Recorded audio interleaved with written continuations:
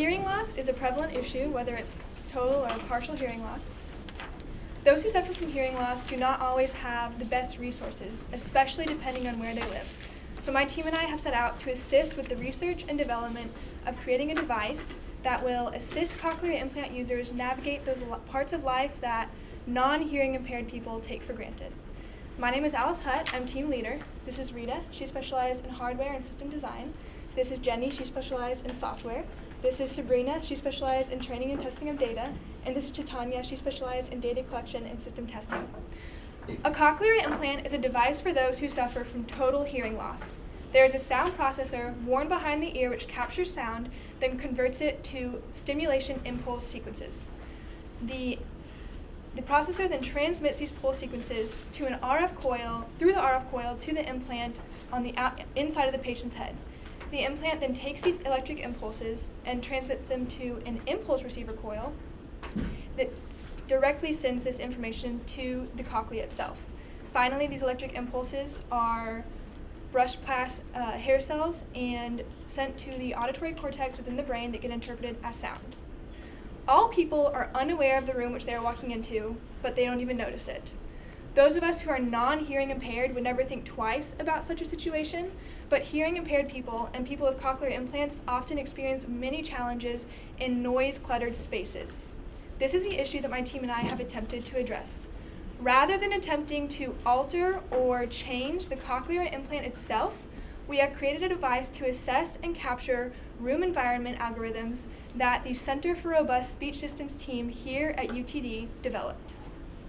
Our device does not change, or we are not changing or altering the cochlear implant itself, but rather created a device to assist cochlear implant users navigate those parts of life that, like I said, non-hearing impaired people take for granted. The Center for Robust Speech Systems team here at UTD created a device called the CCI Mobile, and our device is created to assist their device with research.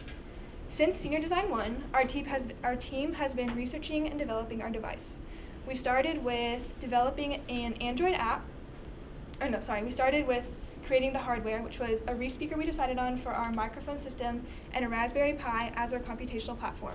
Next, we created an Android app that captures the dBA of the room, the log likelihood of the room, the log likelihood of 4 specific class types, the spectrogram, the signal amplitude, and a summary of the analysis. After this, we made sure all of these things showed up on the Android app screen. Then we learned the basics of SolidWorks, created our outside enclosure, and figured out an appropriate power supply so that our device need not be tethered to a wall and stay at the wall.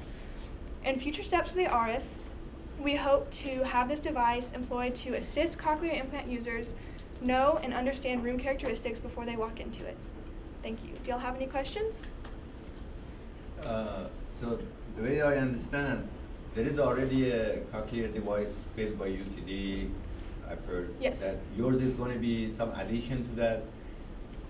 Is this like required? Is it going to be always now part of that system, or is it an option? It's an option. It's going to assist. So their device is going to help the actual cochlear implant, and our device is going to sort of help their device with research. Our device is going to be in the environment, and it's going to be capturing the environment noise and characterizing it, and our device is going to send that data to their device. Okay, so but it has nothing to do like to interfere with the signals that are going to the brain, the hearing portion?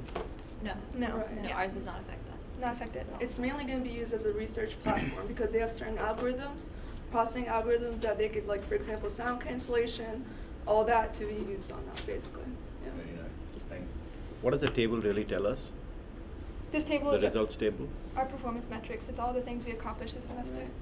So those are some of the metrics we were trying to meet setting out into the project, and then that's just a quick summary of the results that we... That's what our advisor told us to meet, and this is what we met. So yes and no is just... Predicted as what? Predicted as what? What It do says you mean? predicted yes, predicted no. What does that mean? Oh, that's a confusion Oh, matrix. this That one, was- yeah. Sorry, That I was thought for you meant the testing our matrix. data, basically. For example, we had different classes, right? So we had broadband, tone, impulsive, and music. So once we collected all the data, we trained it, we just compared and made sure that the testing was correct. Got it. So it just failed that- on one instance is what you're showing here? Yes. Okay. There's one instance, but there was two, but we couldn't. So we fit had on the room slide. models and we had class or noise types, Mhm. and there was a 93% accuracy for, or 92% accuracy for the class, and a 97% accuracy for the room. And there were people in the rooms when you did Yes. this? Yes, These are all we noisy actually use spaces. there's different rooms on campus we use, I think it was about 9. Yeah. So yeah. Yes. I want to understand how this ships data. How frequently does it sample the environment, and does it then integrate that information and send it off as a packet to your artificial cochlea?